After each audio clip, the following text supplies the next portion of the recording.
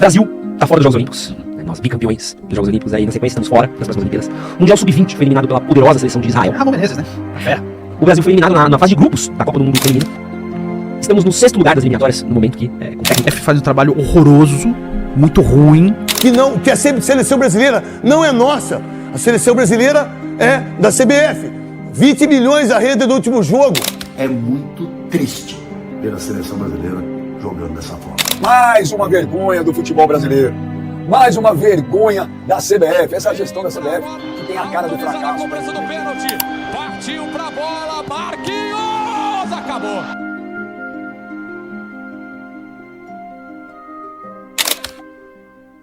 Todos tentam, mas só o Brasil é penta. Mas, por enquanto, a seleção nunca foi apenas a seleção de futebol do nosso país, mas sim a seleção de futebol do país do futebol. Se o título mundial viesse, uma coisa sempre foi certa: todo mundo ia ficar de folga e ficaríamos fazendo festas por uma semana. Mas hoje, quanto mais precisamos de algo para unir o povo brasileiro, temos a pior geração de todas. E todos culpam os jogadores, os técnicos, a forma de jogar, as atitudes dos jogadores, a falta de atletas craques para ajudar Neymar, culpam o próprio Neymar, mas a verdadeira culpada ninguém culpa. E quem que é a verdadeira culpada? A CBF. A pior parte de tudo isso é que ninguém conhece o lado obscuro do futebol brasileiro. Isso não é conspiração, a CBF é sim culpada, é um fato, e até o FBI investigou o caso. O Ronaldo teve que ir no tribunal, entre muitas coisas que já rolou durante essa investigação. No vídeo de hoje vamos falar sobre o passado, o presente e o futuro da CBF, e todos os crimes que eles cometeram e vem cometendo algumas. Em 1996, a Nike e a CBF assinaram um contrato bem legal em questões de valores, mas em troca meio que a Nike ganhou a chave da seleção, porque a seleção só podia marcar amistosos onde a Nike quisesse e contra a Nike quisesse. A Nike escolhia tudo, o lugar e contra quem seria.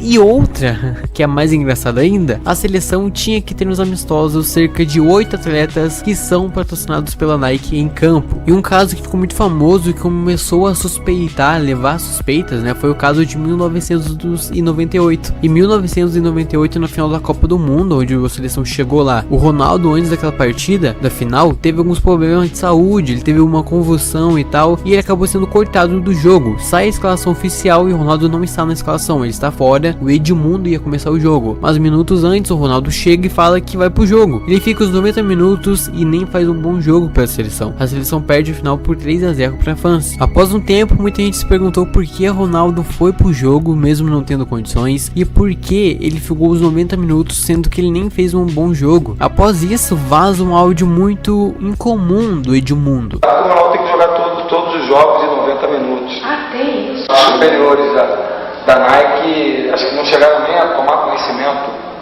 do fato antes do jogo. Mas que a Nike tem uma força de apoio, tem.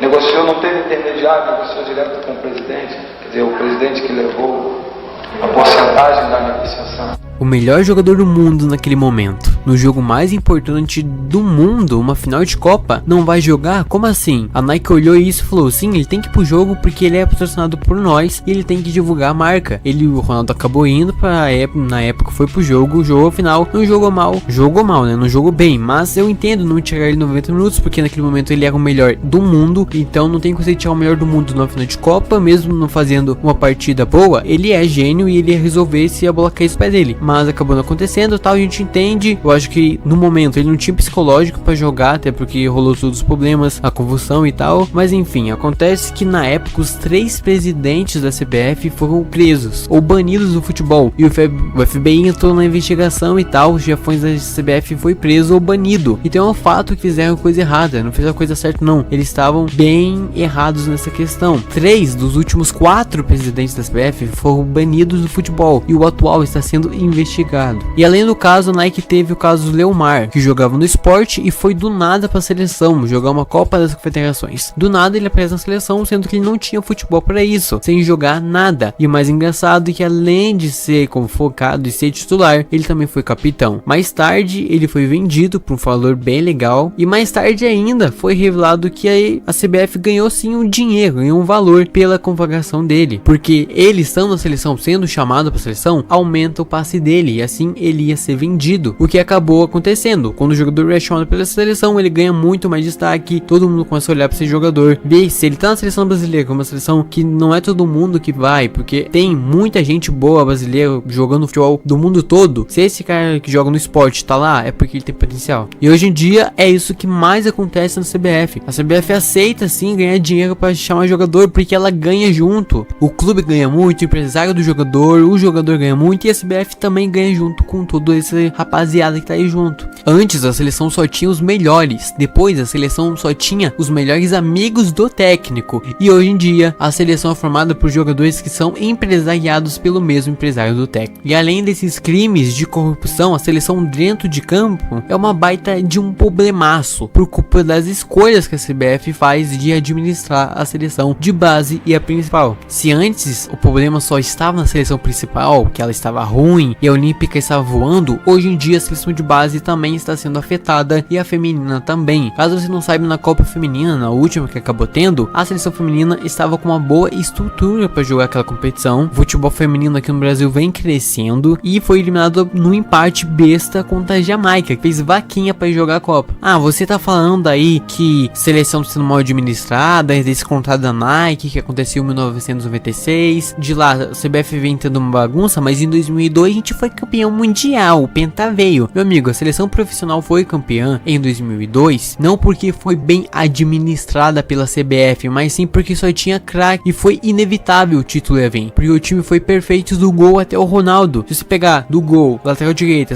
o time era perfeito, meu, não tem muito o que falar. A seleção não tinha maluco que fedia, que fingia jogar algo parecido com futebol. Não, eles jogavam realmente futebol, eles eram craques. E por isso foi campeão, porque não tinha como, não tinha um time melhor do que a seleção brasileira. A seleção brasileira tinha os melhores dos melhores. E isso quase se repetiu em 2006. O problema é que a seleção foi no clima de oba-oba. Sabia, a seleção de 2006 sabia que não tinha ninguém pra parar esses caras. Sabia que eles estavam voando e foi com esse negócio de já ganhou, festinha, várzea total, e perdeu aquela Copa. Em 2010 a seleção foi bem mal convocada pelo Dunga. O Dunga, que nunca treinou um time, do nada foi pra seleção. Óbvio que como jogador ele foi histórico com a camisa da seleção. Isso é um fato, ele foi um dos maiores jogadores com a camisa da seleção, foi o Dunga. E você, tá bom, vamos chamar o Dunga porque ele tem só ele na seleção, vamos chamar ele pra treinador. Faz sentido? Faz, se ele estudou alguma coisa. Na primeira passagem dele, eu entendo, vamos arriscar, vamos chamar o Dunga para vir aqui e ser nosso treinador. Eu entendo isso em 2010. O problema foi em 2015. Em 2014 eles são rola 7-1, a seleção chegou até a semi, porque o Neymar carrega a seleção nas costas, e depois de 2015 a CBF,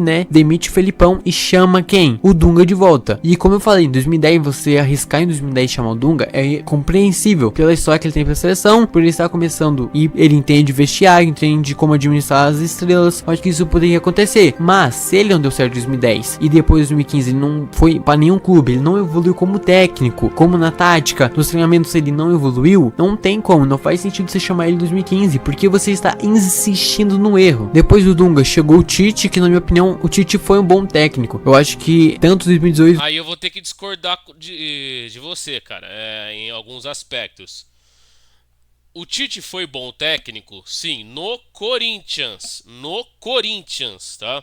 Porque ganhou a Libertadores, ganhou o Mundial, né? 1-0 em cima do Chelsea, com aquele gol de cabeça lá do Paulo Guerreiro. Aí ok, que o Chelsea, meu Deus do céu, tinha Drogba naquele time, Hazard, tinha muito jogador bom, jogador no auge. Eu acreditava, eu tava torcendo pro Chelsea ganhar, ok. Vai fazer o que, né? O Corinthians venceu e o comando do Tite, muita gente acreditou. Ah, agora o Tite vai conseguir trazer a Copa, né, pro Brasil, porque se ganhou do Chelsea com o Corinthians, vai ganhar, né, com a seleção brasileira dos europeus e vai trazer o Hexa, né? Mas é aí que o povo acaba se iludindo, tá? E na minha humilde opinião, o Tite no Corinthians foi bom, mas na seleção foi um fracasso, um fiasco. 2022 aconteceu, a gente ser eliminado e tal, mas ele fazia a seleção jogar bem. Ele não ganhou a Copa, infelizmente. fracassado.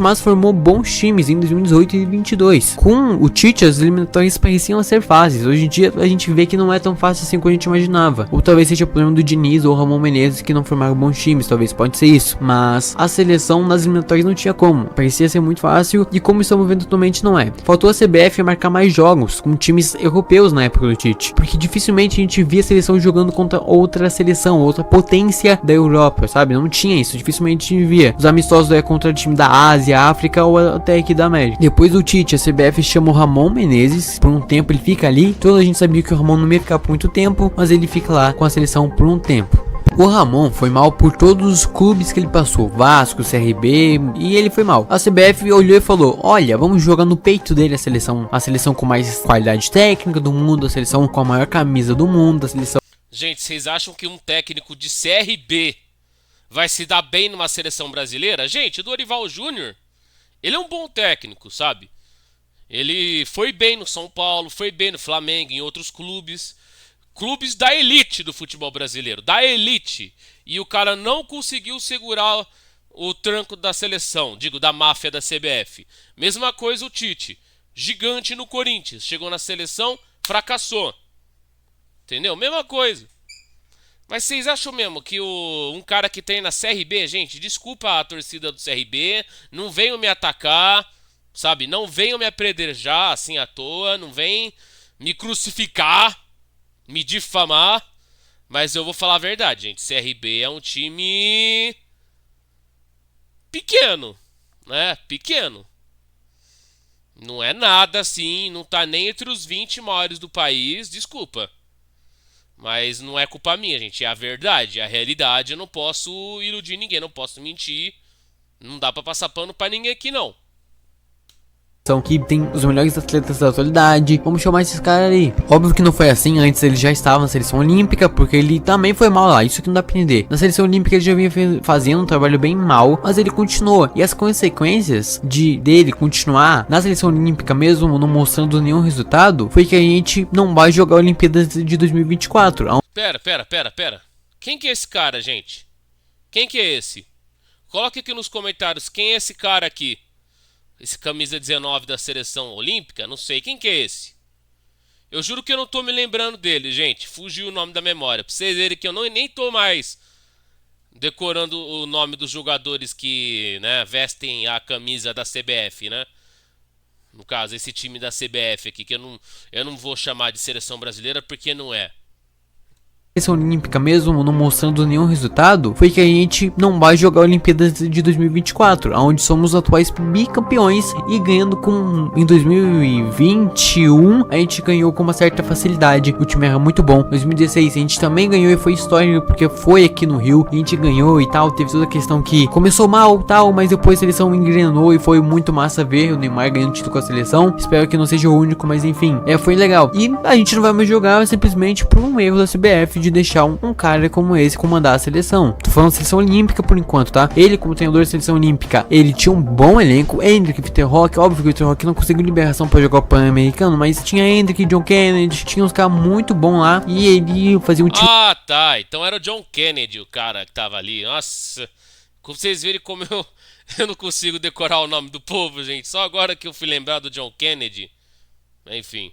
Muito retranqueiro, um time jogava mal, um time que, pô, você é treinador da seleção brasileira, você tem que fazer um time. Esse é o John Kennedy, eu perguntando o nome dele. Agora que eu lembrei, gente, que joga no Fluminense, né? Fez gol lá, foi campeão da Libertadores, né? Com o comando do Fernando Diniz, que é outro que foi bem no Fluminense, ganhou a Libertadores, chegou na final do Mundial, foi humilhado lá pelo Manchester City, naquele 4-0, que por mim era uns 8-0, mas ok, não ia aguentar o tranco da seleção. Gente, técnico de clube é técnico de clube, técnico de seleção é técnico de seleção, não confunda as coisas, sabe? Não confunda. Ainda mais aqui no futebol brasileiro, gente. Enfim, vocês perceberam que os técnicos brasileiros não estão conseguindo trazer um projeto mais visionário, mais inovador, mais revolucionário.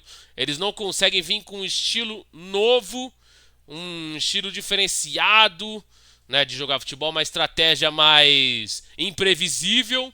Vocês verem o que a Argentina tá fazendo e o Brasil devia estar fazendo e não tá fazendo. O que a Argentina continua fazendo. Aí depois vocês reclamam, né? A Argentina ganhou 2 Copas América, ganhou a finalíssima lá, humilhou a Itália, humilhou a França, foi campeão do mundo. E o Messi zerou o futebol. Gente, tem que bater palma em pé pro Messi. Entendeu? Tem que abaixar a cabeça pra ele assim, ó. Ó. Pro CR7 é a mesma coisa, né? O CR7 não conseguiu a Copa do Mundo, mas vocês sabem a carreira que ele tem. Messi, CR7 e Pelé, os 3 maiores da história, na minha humilde opinião, tá? Vocês podem ter opiniões diferentes. Mas enfim, esse é o John Kennedy, gente. Acho que é ele, me corrijam se eu tiver errado. Tá? Mas o nome dele, eu jurava que ele era britânico, americano, australiano, porque é nome gringo, né? John Kennedy.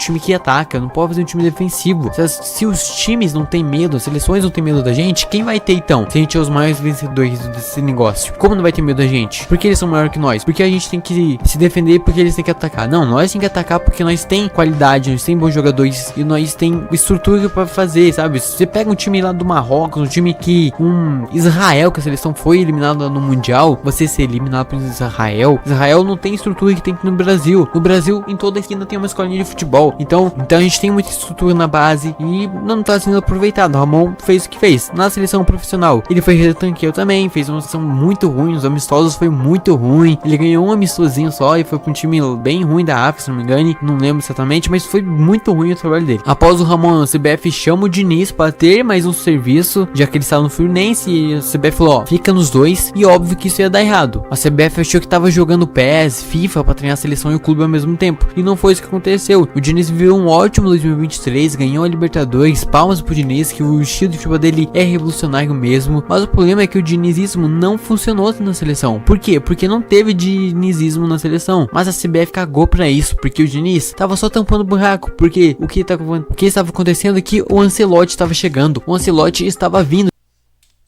Ancelotti. Tá, desculpa ser chato, cara, mas como ele é italiano, então a pronúncia correta é Ancelotti, porque o C tem som de T.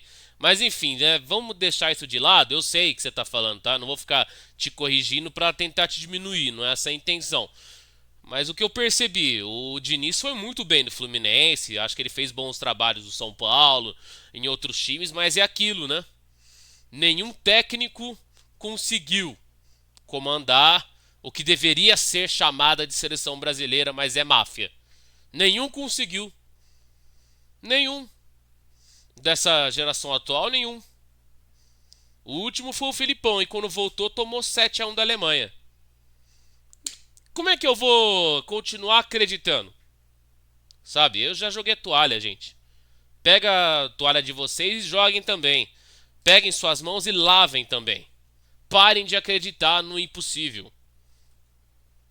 Então não importa o que o Diniz tá fazendo, gente. Relaxa porque o Ancelotti tá vindo e vai resolver tudo. Mas não foi isso que aconteceu. O Ancelotti tava em toda entrevista, o Ancelotti falava, eu não sei nada sobre a seleção, eu tô focado no Real Madrid e eu espero ficar mais 20 anos no Real Madrid. O Ancelotti em toda entrevista ele falava, ó, eu quero ficar mais uns 20 anos no Real Madrid, eu quero renovar muito meu contrato, eu tô louco pra renovar meu contrato com o Real Madrid. E o presidente da CBF falando, não, é porque vai acabar o contrato do Ancelotti no Real Madrid esse ano e a gente tá tudo conversado, tudo acertado. Ele já assinou contrato com a gente, ele vai assumir a seleção. E no final a gente viu o que aconteceu. O Ancelotti renovou com o Real Madrid na cara de pau. Todo mundo já sabia que isso acontecia, pra falar a verdade. Todo mundo já esperava. E o presidente... Que isso?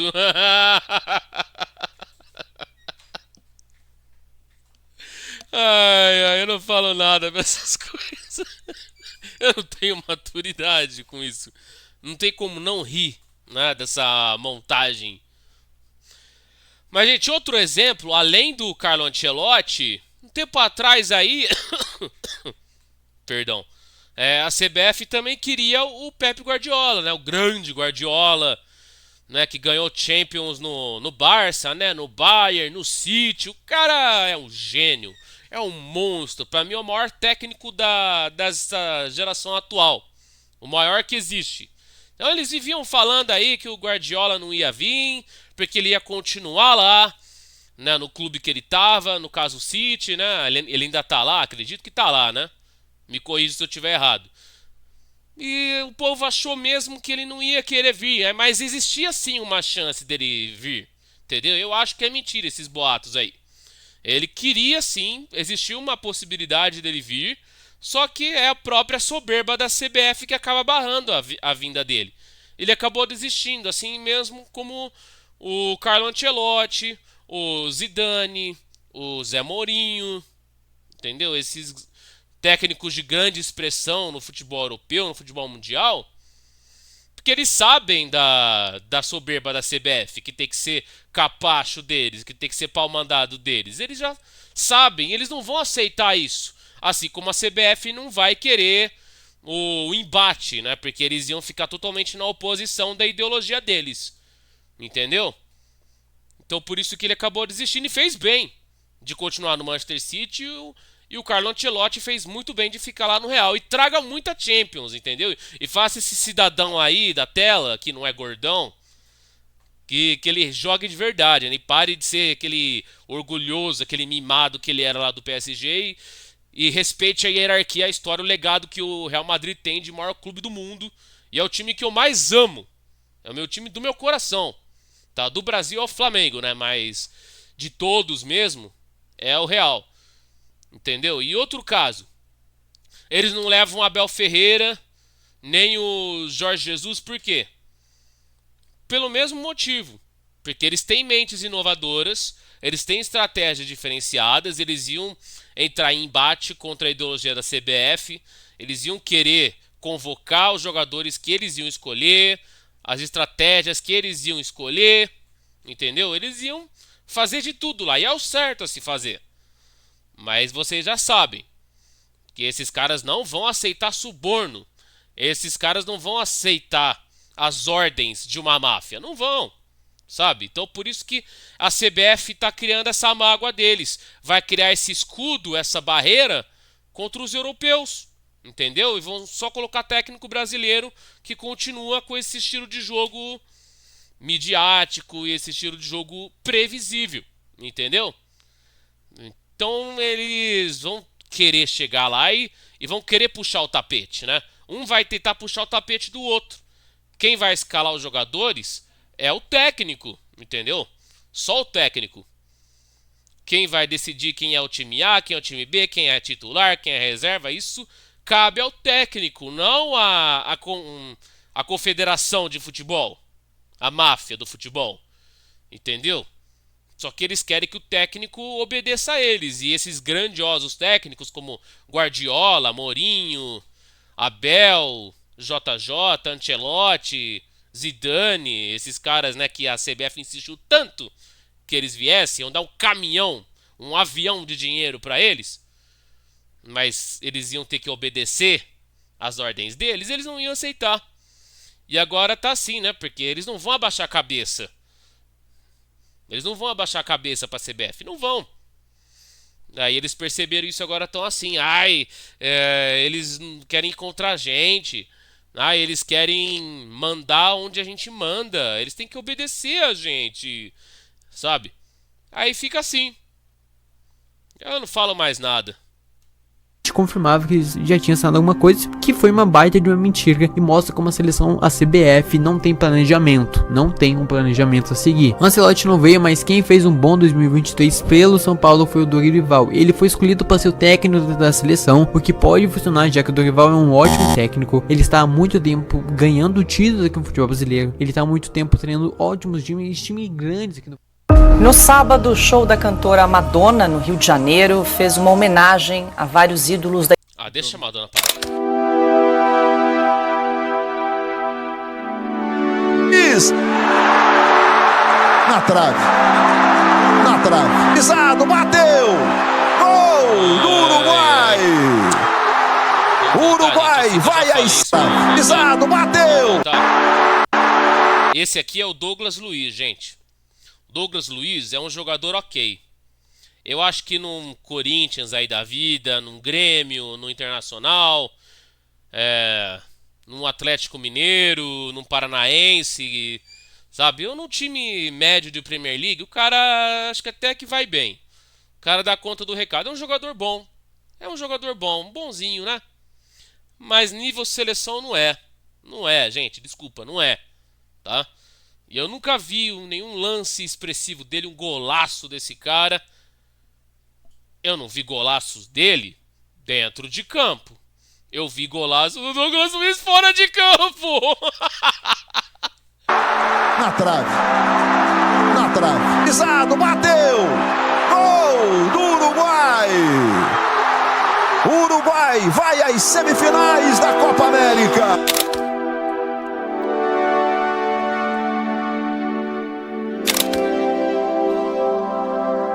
O Brasil foi eliminado da fortíssima e muito competitiva Copa América já nas quartas de final. O que eu sinceramente já esperava, até porque a seleção que não conseguiu ganhar da Costa Rica vai conseguir ganhar do Uruguai. A seleção foi eliminada e o grande culpado por trás de tudo isso é o Dorival. O Dorival, o técnico que ficou de fora da roda de cobranças de pênalti. Mas o Dorival é o grande culpado realmente disso tudo? Ele é o vilão dessa história? Ele foi o culpado dessa eliminação que foi um vexame? Hoje vamos fazer uma análise sobre o Dorival nessa Copa América, mas antes deixa eu deixar você à vontade aqui, vem chegando, se inscreva no canal, deixe o seu like e comente aqui embaixo, dê sua opinião. O Dorival tem que ser mandado embora? Ele é muito fraco ou o Dorival deve treinar mais a seleção brasileira, com talvez, quem sabe, com mais tempo, mais paciência, ele consiga desenvolver melhor o futebol da seleção? Comente aqui embaixo. O primeiro jogo do Brasil foi Brasil e Costa Rica, onde a seleção pegou a Costa Rica completamente retrancada e não conseguiu fazer um golzinho, o que é um grande problema, porque imagina se isso acontece num mata-mata de Copa do Mundo. Como isso acontecer? Imagina, a seleção pega uma seleção fraca, que se fecha, consegue levar para os pênaltis e passa nos pênaltis. Isso pode acontecer, e não só como na Copa, mas na própria Copa América esse empate atrapalhou a seleção bastante, porque se ganha na Costa Rica, dependendo do saldo de gols ali, a seleção podia passar em primeiro do grupo e evitando o Uruguai já nas quartas e pegar o Uruguai só na semifinal. Se o Brasil ganha e consegue passar em primeiro, pega o Panamá, que na minha opinião a gente ia provavelmente passar o carro no Panamá ou não, dependendo desse time aí. Talvez a gente ia ficar no 0-0 e ser eliminado nos pênaltis, quem sabe, né? Nesse jogo contra a Costa Rica, o Dorival me bota o Martinelli aos 83 minutos, faltando 7 minutos para acabar o jogo. Ele bota o Martinelli no lugar do João Gomes. Aos 83 minutos ele bota o Martinelli. O Dorival só foi se tocar aí que a gente... Não sei se vocês conhecem esse cara, gente. Esse cidadão aqui, Vincent Kennedy McMahon. Ele já foi dono, presidente, acho que é o fundador, né? Ou na verdade ele é herdeiro. Ele é filho do fundador da WWE, a World Wrestling Entertainment, a maior companhia de pro wrestling, de entretenimento esportivo, de luta livre, tá? Eu sei que muitos não devem conhecer. Em breve eu vou falar alguns vídeos falando disso. Eu sei que meu foco não é falar de wrestling, de pro wrestling, mas tem muitos canais aí no YouTube, como o do Matt Alves, o Wrestling Geral do Zezo, Geração Wrestling, enfim, tem vários aí que abordam esse assunto. Então eu recomendo, se você tem interesse de saber disso, de entretenimento esportivo, né, de lutinha combinada, né, como falam, eu adoro ver. Tem até jogo, tem os jogos, né, pro PlayStation, e sou viciado nos jogos. Mas é isso, é que esse cara aqui, gente, que cometeu um monte de crime, esse cara tá sendo investigado, esse pá tá preso, entendeu? Esse cara aqui não é de boa índole não, tá? O cara foi um visionário, foi um revolucionário, como profissional foi um gigante, mas como pessoa é um sem caráter. 7 minutos para acabar o jogo, ele bota o Martinelli no lugar do João Gomes. Aos 83 minutos ele bota o Martinelli. O Dorival só foi se tocar aí que a gente não precisava de dois volantes. Dorival, a gente não precisava de dois volantes o jogo todo praticamente, porque a Costa Rica não ia atacar a gente, ela só ia se fechar. Ela queria o empate e ela conseguiu. Além de jogar com dois volantes, o Vini Júnior não jogou nada. É assustador como ele tava mal nesse jogo, tava horrível. Tudo que ele tentou ele faz. Olha um chimpanzé aqui, vocês estão vendo? Chimpanzé? Esse é o primata mais próximo de nós seres humanos, de acordo com a genética, a evolução, a biologia. Biologicamente falando, ele é o mais próximo da nossa espécie humana. Enfim, vai ter um vídeo só falando disso. Isso pra outro canal que eu tenho, aí já é uma outra história, tá? Falhou, todas as bolas que caíram no pé dele, nós perdíamos a posse da bola. Tava muito mal esse jogo aí, mas ok. Esse jogo acabou e teve um jogo de vida ou morte da seleção, onde goleou o Paraguai. Outra seleção horrível que, diferente da Costa Rica, não se retrancou, deixou mais espaço para a seleção e a seleção aproveitou isso e fez um bom jogo. Paquetá jogou bem, Vinícius Júnior, Savinho foi muito bem, a seleção inteira foi bem legal. Mas teve o último jogo, que valia a classificação em primeiro lugar contra o time da Colômbia, que é um time muito bem organizado, é um time muito competente, que tem bons jogadores, muito bons jogadores, até jogadores conhecidos do futebol brasileiro. E a seleção brasileira ficou simplesmente na roda. O meio de campo do Brasil foi engolido pelo meio de campo da Colômbia, que atua no futebol brasileiro. O Arias, o Richard Rios, o James Rodrigues, que nem joga ainda no futebol brasileiro. Vocês conhecem algum jogador chamado James Rodrigues? Eu não conheço, não. Eu não conheço James Rodrigues. Tá, não conheço.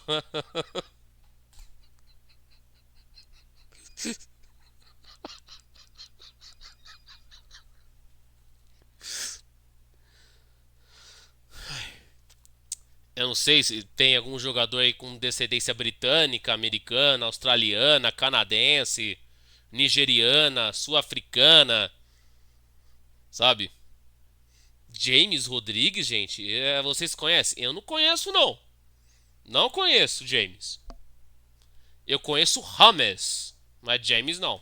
Né? Não conseguiu jogar no São Paulo, mas a seleção se transforma e tá jogando muita bola. A seleção nesse jogo teve só uma bola, que foi o gol de falta do Rafinha. Tirando isso, não levou perigo algum. Ninguém jogou nada. Esse aí é outro, ó. Esse aí é outro. É outro. Igual o exemplo do Douglas Luiz. Não serve pra vestir esse manto aqui, ó. Desculpa. Pode ser bom pra muita coisa. Pode representar muito clube aí, que pra mim não é jogador de Barcelona. Não é. Tá? O Brasil todo sabe. Eu sei, ele vai querer rebater as críticas, sabe? Vai rebater, como já fizeram em fotos aí, em vídeos, em posts dele, falando a verdade, só que ele quis, né, contrariar o povo. Ele não gosta de ser contrariado, não gosta de ser refutado, sabe? Esse aí se daria bem num Grêmio, num Inter, sei lá, num Figueirense aí da vida, sabe? Num Criciúma, que mais? Num Brusque. Eu acho que iria ser craque num Brusque. Mas, desculpa, isso aí não é nível Europa, não. E nível seleção, muito menos. Não é. Nada. E para piorar mais o caso, o Vinícius Júnior foi suspenso das quartas de finais, onde a gente pegou o Uruguai. O Uruguai, que é uma seleção grande, 2 vezes campeão do mundo, a primeira campeã mundial da história. Brasil e Uruguai é sim um clássico e não tem vergonha nenhuma de ser eliminado pro Uruguai de forma alguma, sabe? Ser eliminado do Uruguai, tudo bem, é um clássico, tudo podia acontecer. O problema foi do jeito que foi, né? O Uruguai vem fazendo um ótimo trabalho e era meio óbvio que quem ia passar era o Uruguai. Mesmo eu torcendo muito para a seleção brasileira e tal, na minha cabeça já estava prescindindo isso. E nesse jogo parecia um replay das partidas contra a Costa Rica e contra a Colômbia. A seleção estava muito mal ofensivamente. A seleção, quando a questão é atacar, a seleção brasileira estava mal nesses jogos ali da Copa América quase praticamente toda. Já na questão defensiva, a seleção é muito bem treinada e isso é de um tempo já. Mas o problema é do meio para frente, onde não temos boas criações de jogadas. E mesmo que tenha a volta do Neymar, que vai ajudar bastante, não venha falar que ele não vai, porque ele vai ajudar bastante e muito, mas a verdade é que o Neymar não vai resolver todos os problemas que a gente tem. E voltando a falar mais do Dorival, nesse jogo ali específico contra o Uruguai, ele é o que deixou uma pulga atrás aqui na minha orelha. Sabe o que foi? Foi aos 74 minutos, o Nandes do Uruguai, o lateral direito, foi expulso, e apenas aos 81 o Dorival mexe pela primeira vez. O Uruguai deixou muito claro o jogo todo que queria levar essa partida pros pênaltis, e o Dorival não se tocou que se fosse pros pênaltis o Brasil ia perder, porque esse time do Uruguai deve ter treinado pênalti a semana toda, todo o dia todo, 24 horas de treinamento de pênalti, porque eles queriam levar pros pênaltis, porque na bola talvez não ia dar pra eles, e eles tinham essa noção. Então o plano é se fechar, retrancar, explorar uns contra-ataques ali, e quem sabe fazer um golzinho numa bola parada, quem sabe, no máximo o plano é levar pros pênaltis. E o Dorival tinha que ter se tocado. Pô, os caras não vão atacar a gente. Teve um momento que o Uruguai tirou todos os seus atacantes. Pra que ficar com volante? Por que não tirou um zagueiro? Um lateral, sei lá, bota mais gente lá. Mas não, ele tirava um volante pra colocar outro volante, tiravam, pelo amor de Deus. E tá, o Dorival mexeu só aos 81, né? E depois ele mexe de volta, mas essa substituição próxima que ele fez me deixou mais chateado, que foi colocar o Evanilson e o Martinelli aos 87 do segundo tempo. No final, falando 3 minutos pra acabar o jogo, você coloca os caras. O que eles vão fazer em 3 minutos pro jogo acabar? O Evanilson, você não deve conhecer, mas ele é um atacante do Porto, jogou no Fluminense, foi muito bem, daí o Porto já comprou. É um atacante, um camisa 9, um clássico camisa 9, alto, forte, bom jogada aérea e tal. E tinha que colocar o Evanilson, que é um camisa 9, antes, muito antes. Ele tinha que entrar pra jogar junto com o Endrick, que tava apanhando o jogo todo. Ó. Peraí. Forte, bom jogada aérea e tal. E tinha que colocar o Evanilson, que é um camisa Esse aqui, gente. 9, antes, muito antes. Não sei se vocês conhecem esse gordinho, que não é mais gordinho, né, pelo jeito. Emagreceu. Esse aí tava tendo crise de ansiedade, né, depressão, aqueles vídeos compulsivos, aqueles surtos. O nome desse youtuber é americano, né? É Nicolas o nome dele, se não me engano, mas ele é conhecido, né, pelo seu nome artístico, pelo seu bordão, Nicocado Avocado. Acho que é isso, é assim que pronuncia. Nicocado Avocado. Ou Nicocado Avocado. Não sei como é a pronúncia americana. Mas, gente, esse youtuber aí, ele passou por apuros, hein? Passou por apuros e pelo jeito tá começando a se conhecer melhor, tá se curando dos traumas, né? Que venham melhoras pra ele, né? Que talvez ele tenha um perfil meio bizarro, talvez tenha uma personalidade muito forte, né? Uma energia muito pesada, mas no fundo, talvez ele tenha um bom coração e mereça uma redenção.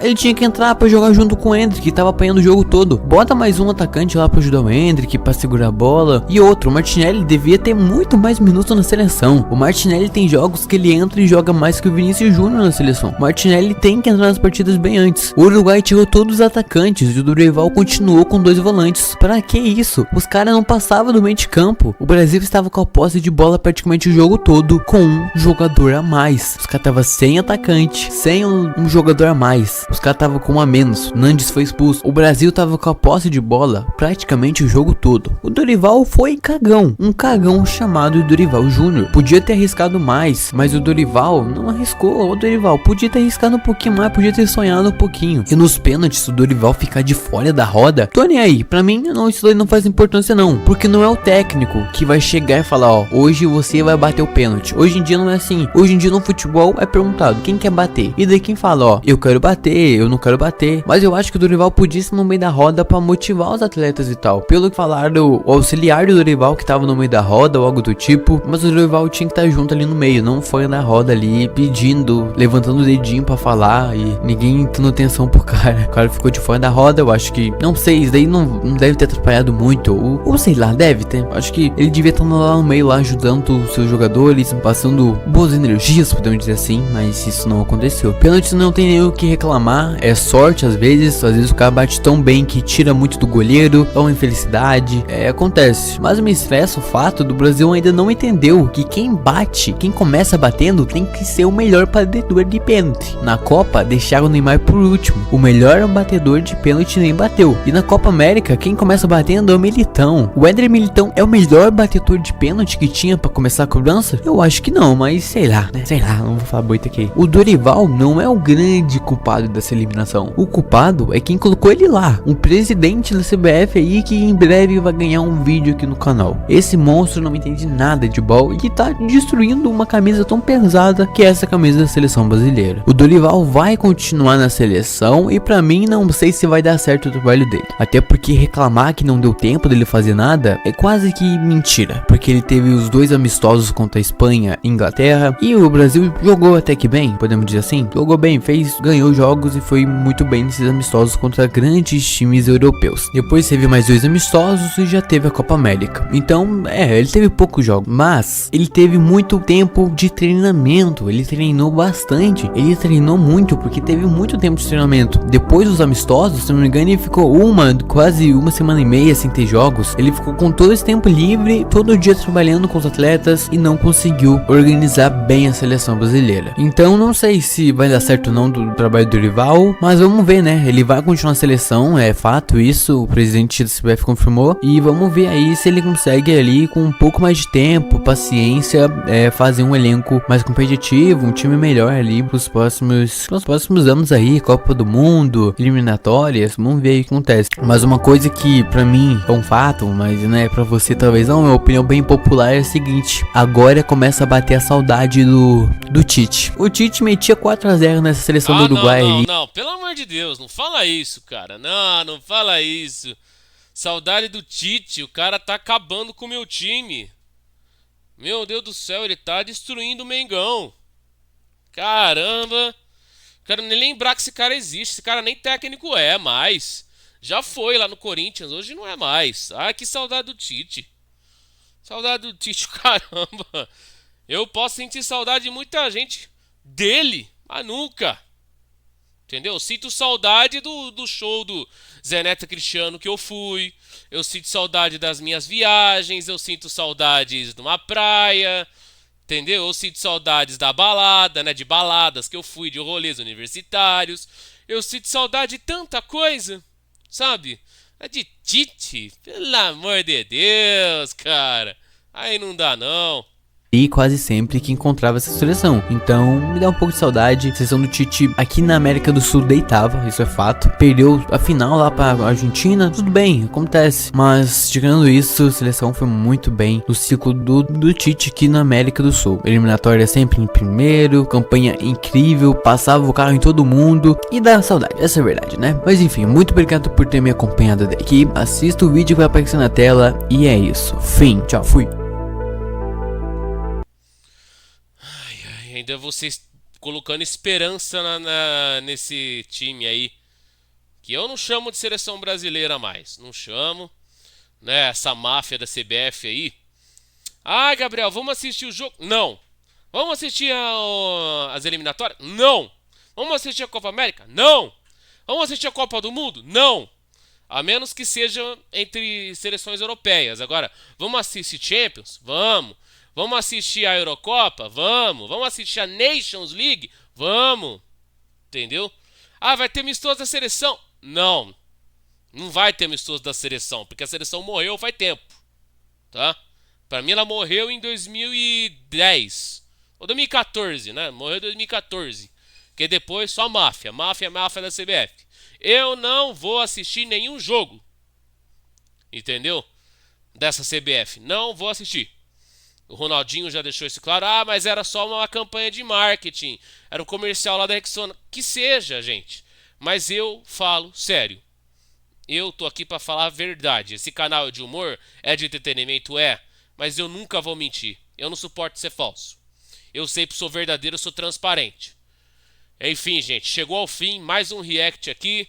No meu mundo, no seu mundo, no nosso mundo, no mundo do Gabriel. Se inscreva no canal se acabou de chegar. Ative o sininho e deixa muito like nesse vídeo.